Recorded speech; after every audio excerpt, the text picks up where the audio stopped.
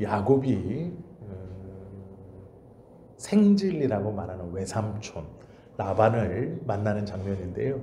저희가 지금 계속해서 이 라반과 관계된 라헬과 이야기들을 함께 보고 있죠. 16절 보시면 라반에게 두 딸이 있으니 언니의 이름은 레아요 아우의 이름은 라헬이라.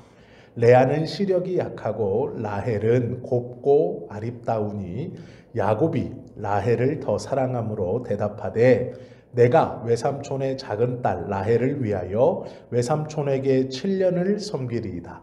라반이 이르되 그를 내게 주는 것이 타인에게 주는 것보다 나으니 나와 함께 있으라. 야곱이 라헬을 위하여 7년 동안 라반을 섬겼으나 그를 사랑하는 까닭에 7년을 며칠같이 여겼더라. 이것이 우리가 지난주 보았던 앞에 있는 그러한 배경의 내용인데요. 오늘 우리가 볼 인물은 라반입니다. 외삼촌. 외삼촌에게는 두 딸이 있었고요. 이 라반의 두 딸, 즉 아들이 없었습니다. 아들이 없었다는 얘기는 후계자, 장자, 남자아이가 집안에 없었다라는 얘기죠. 그래서 양들도 딸들이 돌보는 것을 우리가 성경을 통해서 보면 알 수 있게 됩니다.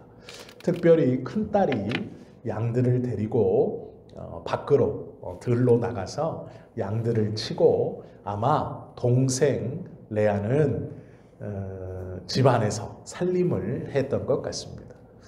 그렇게 부요했는지 부요하지 않았는지 성경은 정확히 말하진 않습니다. 그런데 우리가 보면 라반이 큰 부자는 아닙니다. 왜 그러냐면 우물을 가지고 자기의 딸이 양을 데리고 이 우물에 물을 먹이러 왔는데 다른 양을 치는 양치기들이 여인이라고 자꾸 뒤로 미룹니다. 그런데 문제는 만약에 이 라반의 집이 좀 돈이 있는 원래 부유한 집이었다면 남자 양치기들을 고용했었을 겁니다. 양을 친다는 것은 쉬운 일이 아니고요. 이 물 먹일 때는 다른 양치기들과 붙어서 좀 경쟁하듯이 이 물을 먹여야 하지만 그것보다 더 큰 일은 늑대를 만났을 때입니다. 늑대나 야생 곰을 만나면 야생 짐승들이 양을 노리고 다가오거나 하면 보통 남자 양치기들은 물맷돌로 맞추어서 겁을 주거나 긴 양치는 양 모는 막대로 이 짐승들과 싸워서 쫓아내야 했습니다. 그렇지 않으면 순식간에 10여 마리의 양들이 떼죽음을 당해요. 그런데 오늘 본문을 보시면 우물물을 먹이는 것을 가지고 싸우는 것도 큰딸이 하고 있습니다. 그걸 보고 야곱이 뛰어들어서 그 양치기들을 남자 양치기들을 다른 양치기들을 쫓은 다음 이제 우물물을 먹게 하거든요. 이 큰딸 라헬이 그걸 고마워합니다. 본문을 잘 보시면 라반이 그렇게 부요한 사람은 아니다라는 것을 짐작해 볼 수 있고요. 양을 치는 것은 즉 바깥으로 나가 양을 치는 것은 언니 라헬이 역할이었고 레아는 집 안에서 살림을 도맡아 하는 그러한 관계에 있었다라는 것을 우리가 보게 되죠. 그런데 문제가 있습니다. 야곱이 이 집에 들어와서 이름을 듣고 내가 생질입니다. 즉 당신의 동생이 나의 어머니입니다. 이렇게 말하고 자기에게 있었던 일을 다 고한 다음 한 달 동안 이 라반의 집에 함께 거합니다. 한 달이 지나자 라반이 야곱에게 먼저 말하죠.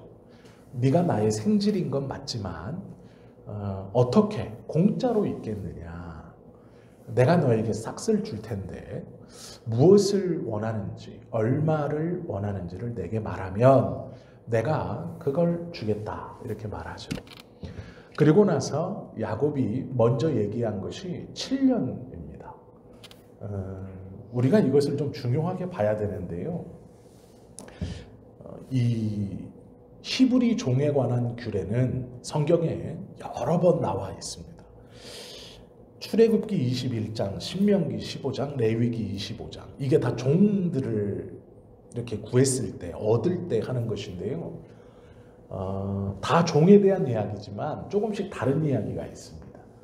출애굽기나 레위기나 이 신명기에서 어떤 내용들이 주를 이루냐면 히브리 종을 내가 샀을 때 6년 동안은 잘 부리고 7년째 되면 내어 보내주어야 한다. 이걸 희년이라고 표현합니다. 그리고 나갈 때 빈손으로 가게 하지 말고 그가 자리 잡을 수 있도록 상당한 재물을 주어 내보내라. 그리고 레위기에서는 만약에 이 종이 나가기 싫다 하거든 마을에 장로들에게 가서 나는 이 집에서 종살이를 하고 싶습니다. 계속 이 집에 있는 것이 좋습니다 하면 이제 문설주의 송곳으로 귀를 뚫어 그 증표를 삼고 이를 종처럼 대하지 말고 삭군 중에 우두머리, 즉 돈을 주고 매일매일 불려서 쓰는 그 삭군 중에 우두머리처럼 대우를 잘해 주어야 한다라고 하고요. 또 신명기에는 만약에 이 사람이 나가고자 했을 때 네가 결혼을 시켰다면 그 부인은 두고 혼자만 나갈 것이고 자녀가 있다면 자녀도 두고 혼자만 나갈 것이다. 뭐 이런 이야기들이 써 있어요. 종에 관련된 이야기들은 많이 있습니다. 또 이런 것도 있어요. 네가 종을 샀는데 히브리 종을 샀는데 돈이 없어. 다른 이에게 팔 때는 또 어떻게 팔아야 되느냐. 이것도 구체적으로 있습니다. 얼마를 받고 파는 거냐. 네가 산 지 얼마나 됐느냐. 1년이 됐다면 네가 산 값에서 1년의 품삯을 빼고 나머지 이 5년치 품삯을 가지고 이 종을 살 사람과 이렇게 거래를 잘 해라. 이런 내용도 있습니다. 그리고 그런 것도 있어요. 전쟁에 나갔는데 그 전쟁에서 이겼습니다. 그래서 전리품을 가지고 왔는데 이방 여자를 데리고 왔어요. 그런데 보기에 아리따워요. 그러면 이 여자를 어떻게 할 것이냐 라는 것도 써 있어요. 그런데 거기서 뭐라 그러냐면 네가 아리따워서 이방 여자를 데리고 왔으면 먼저 그의 머리카락을 밀고 그의 몸을 깨끗이 한 후에 너의 처소로 데리고 들어가서 아내로 삼으라. 그런데 만약 아내로 삼으려고 며칠을 지내보니 마음이 바뀌었어요. 그럴 수 있죠. 그렇다면 그 여인은 종 삼지 마라. 네가 범했으므로 그 여인이 자유롭게 가고 싶은 대로 풀어줘라. 이런 율법들이 써 있어요. 이것이 이스라엘 백성들이 출애굽하면서 하나님께서 모세를 통해 이스라엘에게 주었던 여러 규례 중에 종에 관한 규례예요. 이스라엘 사람들은 이 규례를 다 알고 있습니다.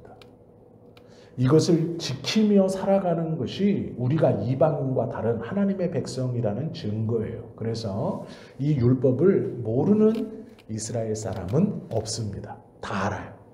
그런데 야곱이 뭐라고 말하냐면 7년을 일하겠습니다. 이렇게 말해요.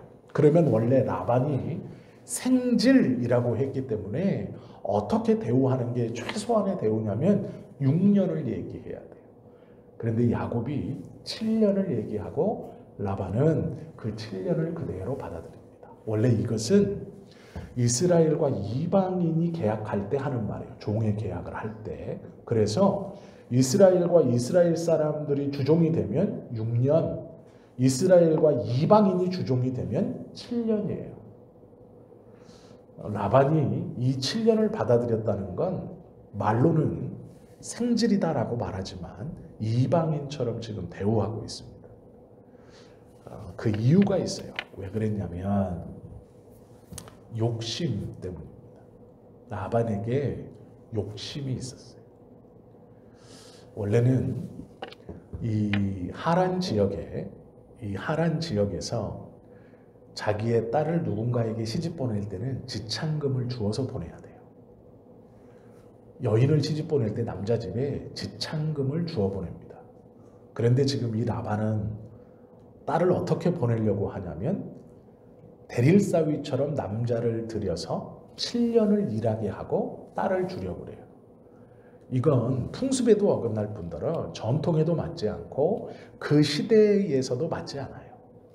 왜 제가 이 말씀 앞에 라반의 형편에 대해서 조금 얘기했냐면 이 라반의 형편이 넉넉지 못했을 겁니다.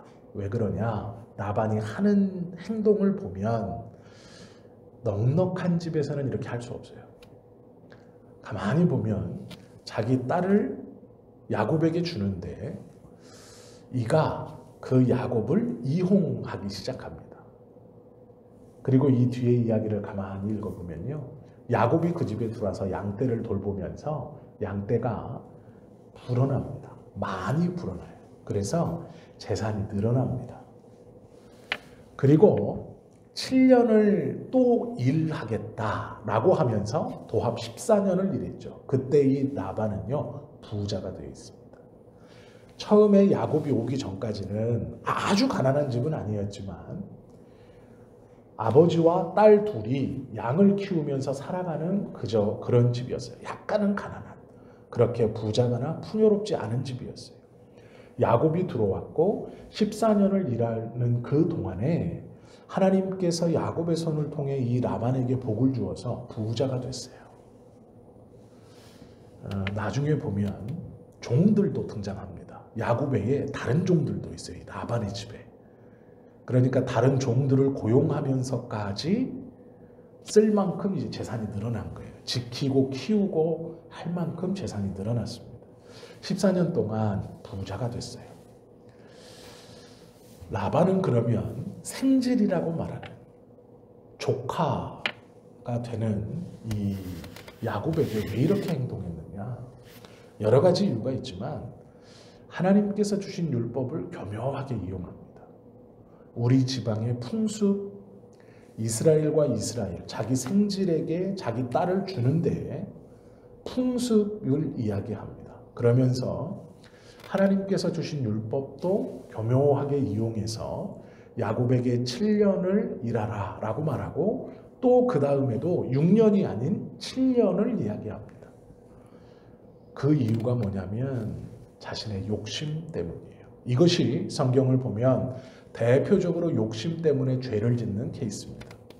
내 눈앞에 어떤 욕심으로 자신의 생질을 이용합니다. 그리고 풍습도 이용하고 결국 하나님의 율법도 자기의 돈을 버는 수단으로 이용합니다. 심지어는 본문에서 우리가 다 보는 것처럼 자기 두 딸도 그렇게 이용합니다. 이 이야기의 마지막이 어떻게 끝나냐면요.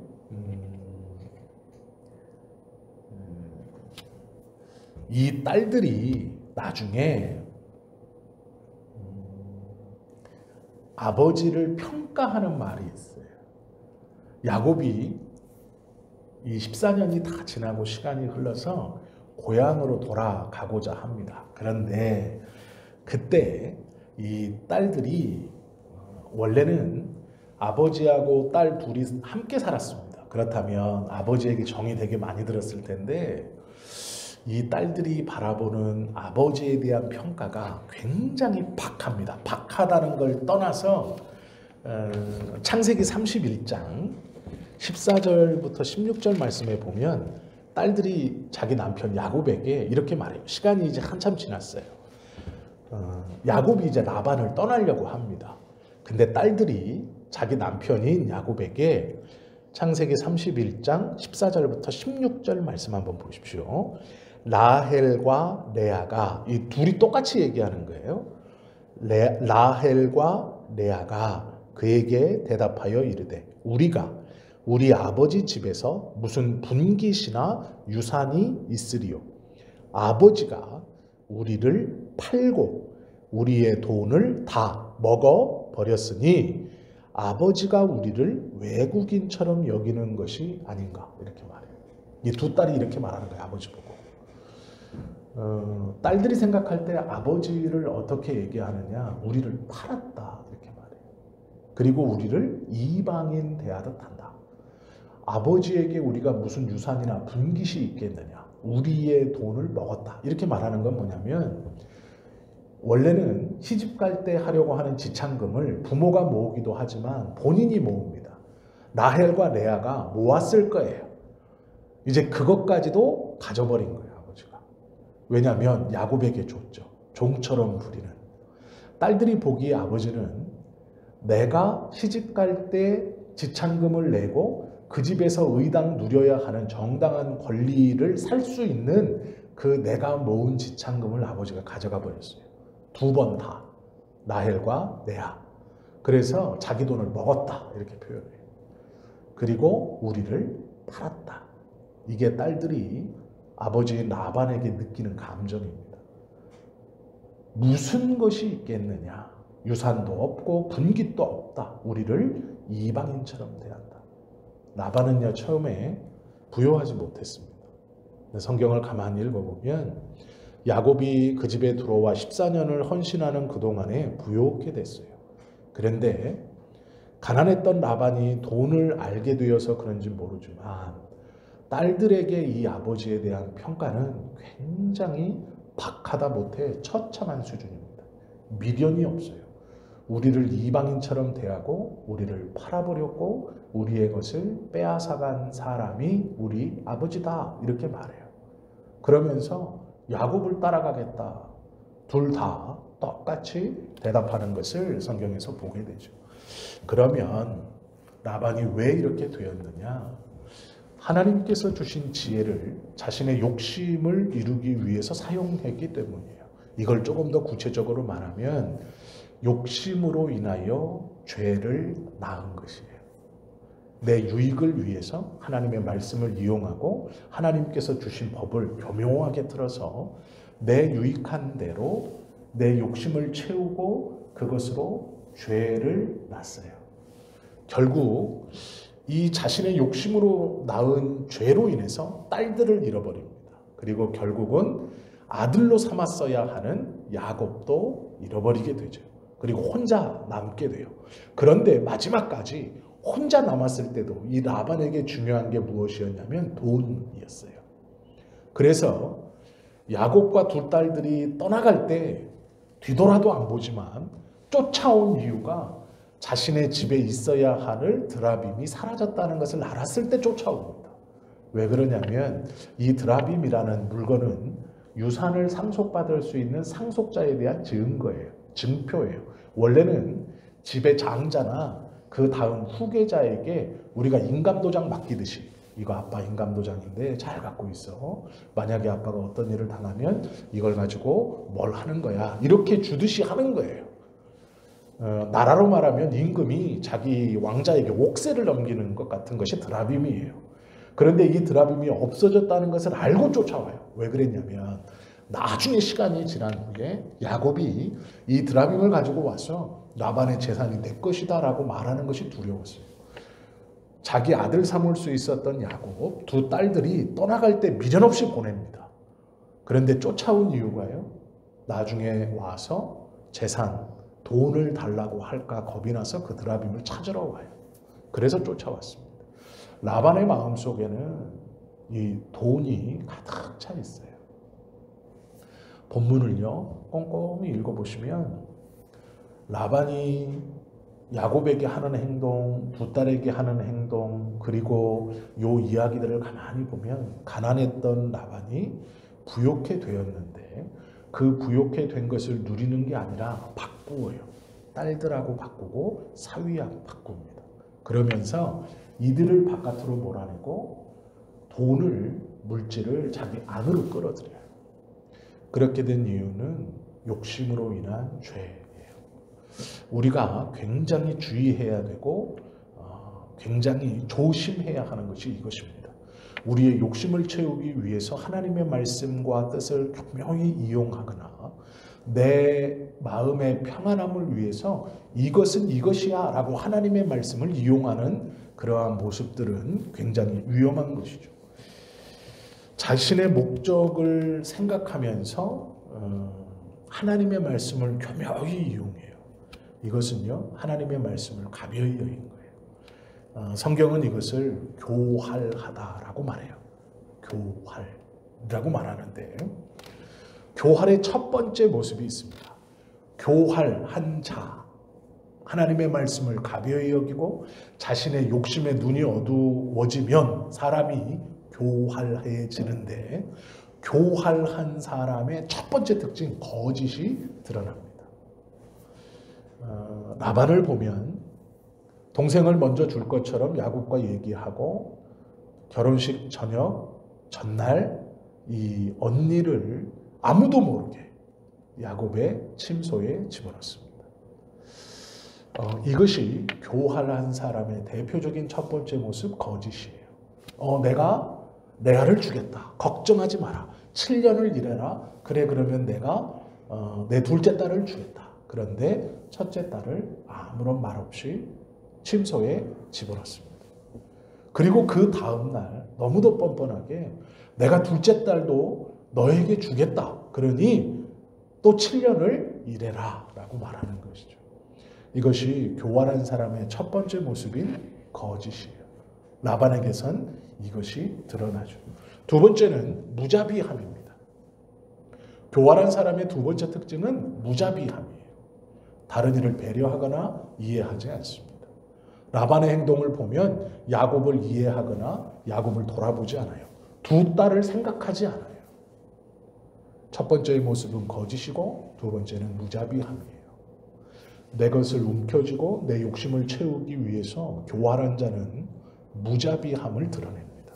그것이 내 혈육이나 내 어떠한 관계에 있거나 누구라도 내 것을 채우고 지키기 위해서 무자비하게 행동한다라는 것이죠. 측은히 여기는 것이 없어요. 그리고 마지막 세 번째가 불경입니다. 이것은 사람에게 하는 것이 아니고요, 하나님에게 하는 거예요.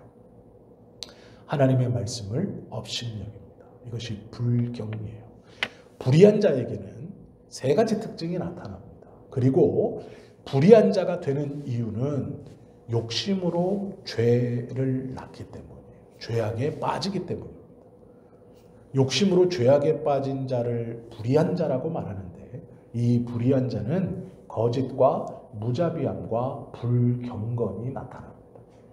그래서 거짓을 말하고 다른 일을 돌아보거나 생각함이 없고 하나님도 가볍게 여긴다라는 것이죠. 이 교활한 자의 결과가 어떻느냐? 홀로 남겨지게 됩니다. 오늘 우리가 31장에서 보았던 두 딸의 평가를 가만히 보십시오. 거짓과 무자비와 불경, 이것은 어두운 삶으로 그의 삶을 끌고 가죠. 즉 자신이 원했던 것 외에 그 물질, 그것은 갖고 있을지 모르나 나머지 모든 것들을 빼앗깁니다. 그 빼앗기고 그 빼앗긴 것을 다시 찾을 수 없습니다. 심지어는 자신의 딸들에게조차 거의 저주와 같은 평가를 받는 삶을 살게 된다라는 것이죠. 라반은요, 자신의 이익만을 쫓다가 모든 것을 다 잃어버립니다. 그리고 되찾지 못하고 문제는 돌아서지 못합니다. 그것을 깨닫거나 돌아서지 못하고요, 그냥 그렇게 떠나 아무런 하나님의 나라나 자신의 삶에서 아무런 열매도 남기지 못합니다. 혈육들까지도 떠나버리고, 야곱이 하나님 앞에 잘했다 잘못했다를 떠나서 야곱을 통해 자신의 두 딸로 인해서 이 야곱의 계보에서 12지파가 나온다는 것을 우리가 지난 시간에 보았죠. 라반은요, 아무런 기여를 하지 못하고 성경에 아무런 기록을 남기지 못합니다. 야곱이라는 하나님의 대를 잇고 하나님의 약속을 잇는 그 귀하고 복된 사람이 집안에 들어왔습니다. 돈을 벌기 시작합니다. 그러니 욕심이 생기고 그 욕심으로 죄 가운데 빠져들어가 교활해집니다. 거짓을 말하고 무자비하고 하나님을 업신여기는 불경건이 그에게 드러납니다. 그러므로 그는 외면당하고 그의 삶에서 누려야 될 하나님의 은혜와 복들을 다 빼앗깁니다. 그것이 내 욕심을 채워 내 욕심으로 죄에 빠진 자의 모습입니다. 그 대표적인 사람이 라반입니다. 우리가 짧게 이 이야기를 함께 보면서 우리의 삶에서 뒤돌아봐야 할 것이 있습니다. 내 삶에 자꾸 거짓이 드러나는가? 무자비함이 드러나는가? 불경경이 드러나는가? 물론 그렇지 않지만 그러한 것은 욕심으로 인하여 죄 가운데 빠진 사람의 특징이고 혹여 나에게 그 모습이 있다면 하나님 앞에 메어 달리고 속히 다시 돌아와야 할 것입니다. 라반은 극단적인 경우예요. 우리는 라반처럼 살지 않지. 나는 라반처럼 살지 않지. 맞습니다. 라반처럼 극단적으로는 살지 않습니다. 그러나 문제가 있어요. 우리의 삶에서도 하나님의 말씀을 교묘하게 조금씩 바꿔서 내 만족이나 내 어떠함을 채우고 내가 저 사람을 완전히 무자비하지는 않지만 저 사람의 아픔과 슬픔 그리고 손해를 알면서도 내 이익과 만족을 위해서 모른 척하는 그러한 삶을 살고 있지는 않은가. 또 어쩌면 그 안에야 내용이야 어떻게 됐든 세상적으로 성공하고 돈을 많이 버는 그것을 부러워하고 있지는 않은가. 하나님은 성경을 통해 재물과 하나님을 함께 섬길 수 없다라고 말씀하셨을 때 그 하나님은요, 첫 번째는 하늘에 계신 우리 아버지라고 고백했던 성부 하나님도 되지만 거기서 말씀하시는 하나님은요, 하나님의 자녀들, 즉 하나님께서 나에게 허락해 주신 모든 사람들이에요. 그것이 내 자녀가 될 수도 있고 내 친구가 될 수도 있고 교회의 누구가 될 수도 있습니다. 내가 재물에 눈이 어두워 그 욕심 가운데 재물을 꽉 쥐고 있으면 하나님을 잃어버려요. 이 말이 뭐냐면 성부 하나님의 은혜를 잃어버린다라는 말도 되지만 하나님의 자녀들, 하나님께서 인정한 당신의 백성들, 그것이 내 자녀일 수 있고 친구일 수 있고 내 어떤 관계에 있는 누구일 수 있습니다. 그를 잃어버린다. 같이 섬길 수 없다라고 말씀하신 거예요. 오늘 이 라반의 삶의 모습을 반면교사 삼아서 우리 안에 이런 모습이 절대로 나타나지 않고 이러한 마음이 우리 가운데 일어나지 않도록 성경에 긍정적인 사람들도 있지만 이렇게 반면교사로 우리에게 이것은 믿음의 삶이 아니구나. 이것은 어리석은 모습이구나 라는 것을 보여주는 이 라반의 삶을 유의 깊게 한번 묵상하시고 곱씹어 보면서 하나님 앞에 은혜로 또 바르게 삶이 무엇인가를 다시 한번 생각해 보고 또 결단해 보는 우리 모두가 되실 수 있기를 예수님의 이름으로 축원합니다. 기도드립니다.